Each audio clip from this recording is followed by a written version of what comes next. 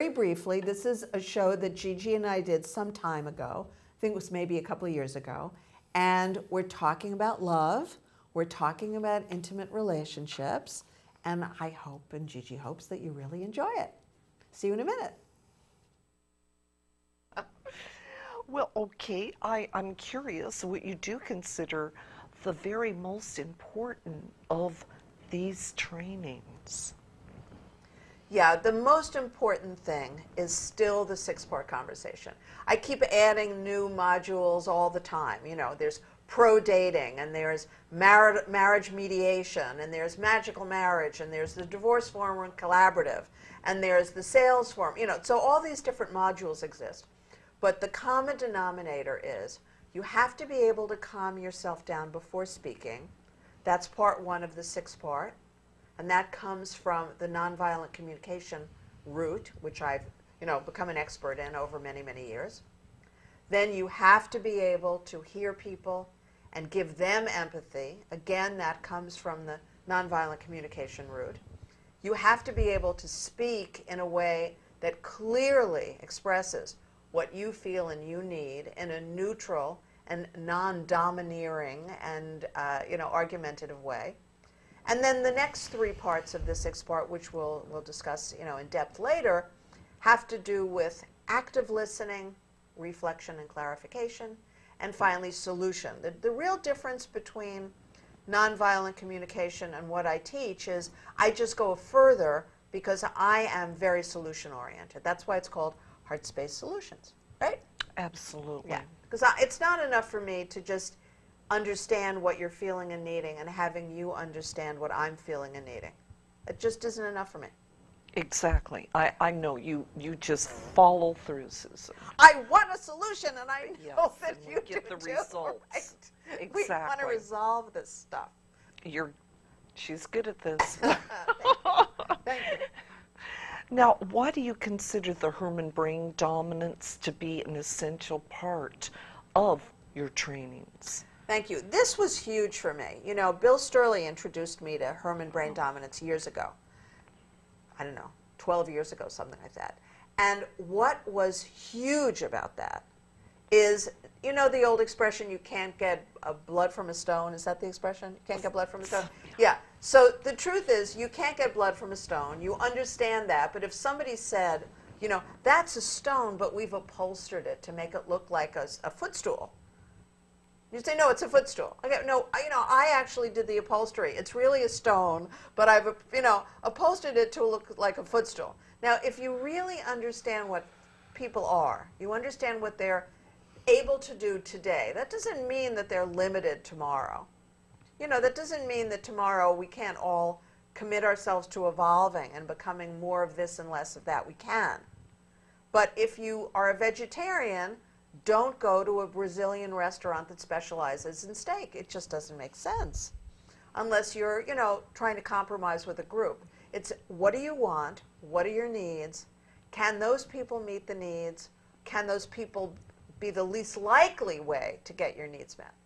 And with Herman brain dominance, which is used by, as you said, 90% of the Fortune companies, it's taught at Wharton, it's just amazing. It's a snap.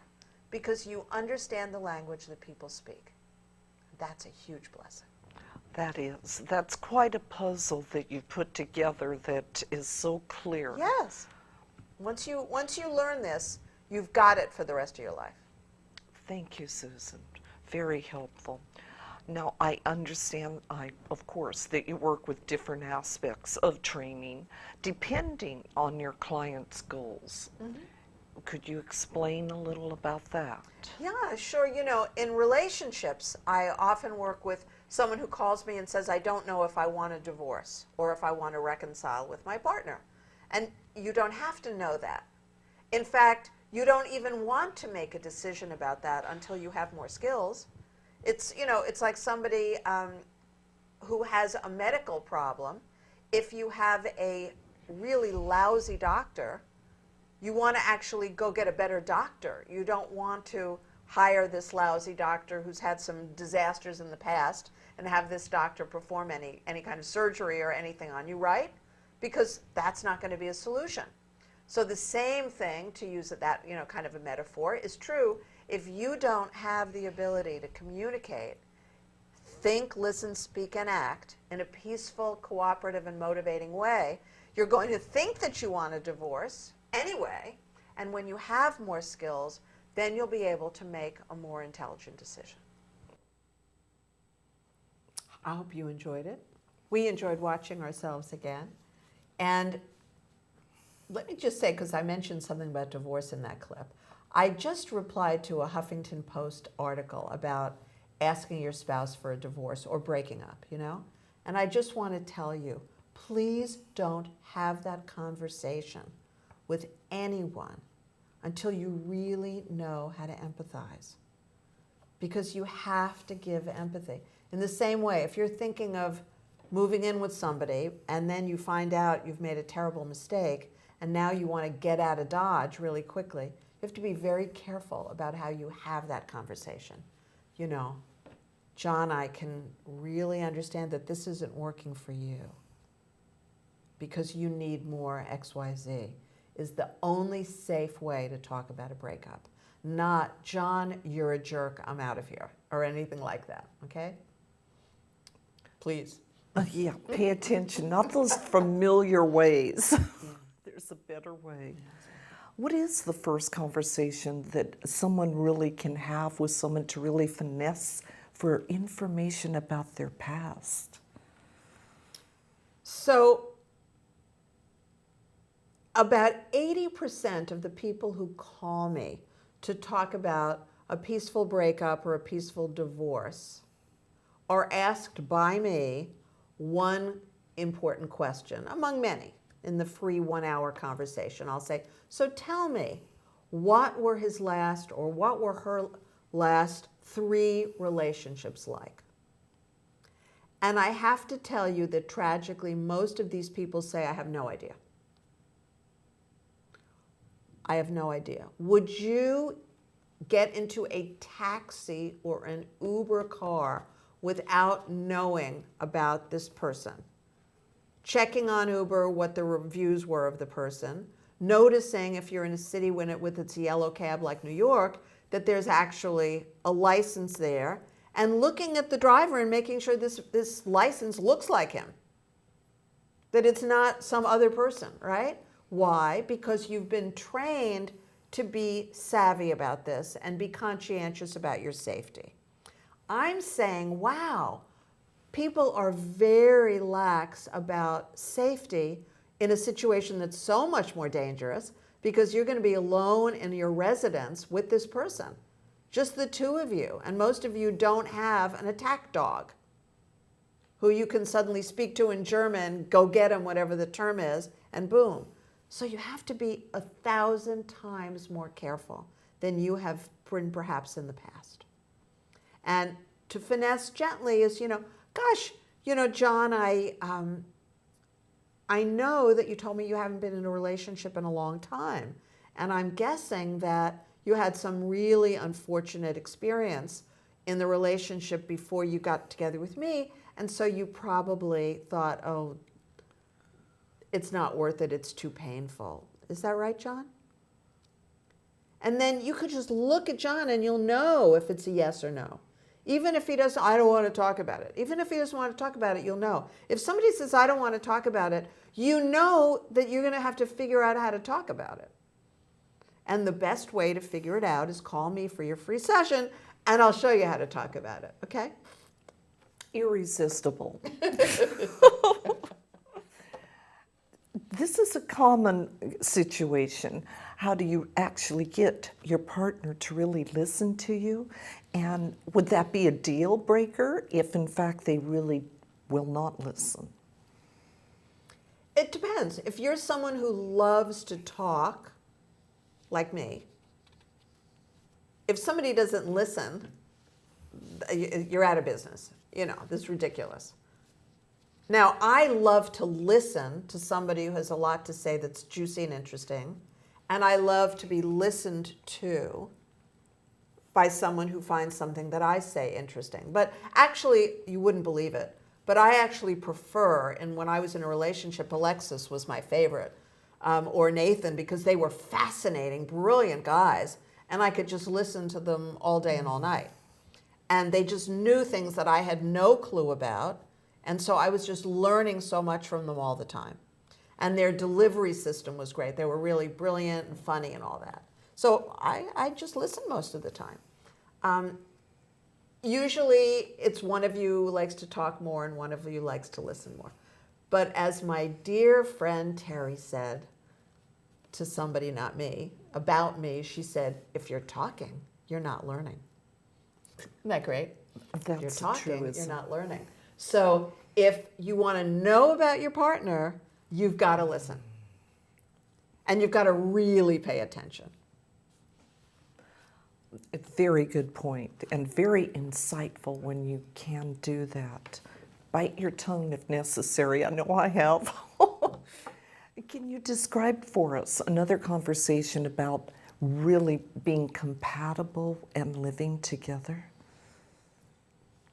You know, I've said in other shows that you have a choice. You can be opposites attracting, or you can be very similar. So being compatible in terms of lifestyle is really important. You know, there are very few people I ever dated who need as much sleep as I do. And so I'm very happy living alone, you know, I'm very happy because I get all the sleep I need, it's quiet, and I can do whatever I want, late or early, whatever. That works for me. If you're not a light sleeper and you don't need a lot of sleep, then that's great as long as your partner's the same. If your partner's not the same, then you got a problem. Because so many divorces are simply caused by that. A guy who starts to snore as he gets older and then isn't compassionate about his wife suffering. It's bad enough if you snore. It's difficult for you and you may have sleep apnea and you may have all those medical issues. But please be compassionate of your partner because people need sleep, and without sleep, humans go crazy. And if they go crazy around you, they make you miserable. So the easiest thing is to make sure you're compatible about certain things. Compatible about sleep, compatible about spending money, compatible about saving money, compatible about the way you like your home to be, the kind of home you like to live in and how you like to maintain it. Those are very important things. And of course, the most crucial is having the same idea about child rearing. Huge. Right there is a reason why a couple who adore each other for years may instantaneously break up once they've had a child. One is very safety oriented, one is not. One doesn't like to worry about things that might happen because he or she thinks that's just superstitious, don't do it. The other one may think that you just don't care about the child and endangering the welfare of the child. So these are very key things to talk about in a peaceful, motivating way. Always that peaceful, motivating way. That's a solution in itself, isn't it? That's right, that is. Thank you. When something... I should have called it the 6-part solution. Ah! No blame, no shame. It's all good. That's sweet. Well, how about if something is already a problem and you're living together, how does someone really improve that situation? So this is my Heartspace reconciliation work. And again, if you go to my new website, heartspacesolutions.com, you'll see as you scroll down the page, one of the coaching components is reconciliation. So there are phases of reconciliation. The first phase is you better make your partner happy, and I don't care what it takes, because they're going to make you miserable if you don't. So the first phase, I'm not saying forever. The first phase, if your partner likes more X, give him or her more X. If they like more Y, give him or her more Y. If they like less Z, don't do Z, right? Simple common sense. 100% of what works, 0% of what doesn't work. Right now, tonight, there are couples all over who are practicing the 6-part conversation because one of them or both studied with me. That one or both is doing 100% of what works and 0% of what doesn't work. They're in love with each other, they're having a fabulous time, and they feel grateful and appreciative for every day. If that's not the life you're living, then really trust me when I tell you, you can turn this around. You really can. Ultimately, everyone would want that. I know that you also teach what we need to do 100% of what works. And please explain this to us. Yeah, and that doesn't mean what you feel like doing. It means if you and I were talking and you were experiencing your free hour, you would tell me what the problem was and I would identify, so it sounds like your partner has a habit of complaining. Doesn't tell you what to do, doesn't tell you what he or she likes, doesn't tell you how he or she likes it, just complains. And you'll probably in a situation like this say, yeah, what can I do? Well, you have to calm the partner down with empathy. So Jane, it sounds like you just really feel frustrated because you'd asked me to stop at the store and pick up some yogurt for tonight's dinner, and I forgot. And you just are really furious. Yeah, that's what I said. Okay, well, I got my car keys in my hand. I'll be back in 15 minutes. That's doing 100% of what works. Of course, it would have been much better if you did the 100% of what works by stopping at the store first and getting the yogurt, right? But you forget, you're human, you can still turn it around. I like that. Yeah. Great. Don't make a little thing a big issue. Don't cry over spilled milk. Can you now demonstrate how someone can ask for what they really want without complaining? Yes, exactly. So what could your partner have said? Let's just use the yogurt because I just came up with that. So your partner, I told you and you should have and you promised and all that junk, right? And as soon as someone talks to me that way, I can tell you, I just want to lose your phone number. So instead you could say, oh, Janie, I had asked you to get yogurt and I see that you forgot. Would you be willing to do me a big favor? Would you mind going to the store and getting it because I'm making Moroccan chicken and I need yogurt? Sure, no problem. Sounds beautiful. I'm getting an appetite. How important is a shared mission or a purpose for a couple, a hobby to have together? Well, that's something I learned from the Landmark Forum 100 years ago, that if a couple doesn't have a goal that's bigger than their relationship or a purpose that's bigger than their relationship, that relationship is going to become a nitpicking misery very, very soon. If, however, and the example they gave were the trainers who were often husbands and wives who were together, both of them were Landmark Forum trainers, and that was their mission. Their mission was to make a difference. So if one of them didn't do this or forgot to do that or was, in this kind of a mood or that kind of mood, it was all fine because they had their mission, and their mission was to make a difference, and they were, at least in my opinion, making a big difference by being forum trainers. But it could be anything. It could be, having the most beautiful garden we can possibly have, or raising the happiest child in the world, or, traveling to every continent and doing something, going to a marathon in every one of them. Doesn't matter. It's about what works for you guys. A lot to explore there, a lot of options.